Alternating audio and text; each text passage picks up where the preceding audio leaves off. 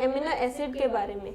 अब ये जो एमिनो एसिड है, सिर्फ अमीनो एसिड तो सब काम कर नहीं सकते, तो ये जो अमीनो एसिड्स हैं ये जुड़ के अलग अलग अमीनो एसिड्स जुड़ के एक बड़ी यूनिट बनाते हैं, पॉलीमर बनाते हैं, जिसे हम बोलते हैं प्रोटीन्स। तो अब हम प्रोटीन्स के बारे में देखते हैं।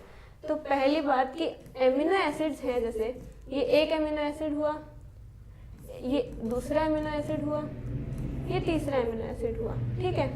अब इनको जोड़ने के लिए एक बॉन्ड बनता है, उस बॉन्ड को बोलते हैं पेप्टाइड बॉन्ड, ठीक है। इस पेप्टाइड बॉन्ड की हेल्प से ये सारे अमीनो एसिड्स आपस में जुड़ के एक चेन की फॉर्म बनाते हैं, ठीक है। उसको हम प्रोटीन्स की प्राइमरी स्ट्रक्चर से के नाम से भी जानते हैं। अब ये जो पेप्टाइड बॉन्ड है, इसके पास पार्शियल डबल बॉन्ड कैरेक्टर्स होते हैं, पार्शियल डबल बॉन्ड कैरेक्टर्स होते हैं, पार्शियली डबल बॉन्ड होता है इनमें। और जब जब पेप्टाइड बॉन्ड का फॉर्मेशन होता है तब वाटर का रिलीज होता है, एक वाटर मॉलिक्यूल है उसका रिलीज होता है, ठीक है। तो हम देखते हैं प्रोटीन्स है वो हेटेरोपॉलीमर्स होते हैं अमीनो एसिड्स के।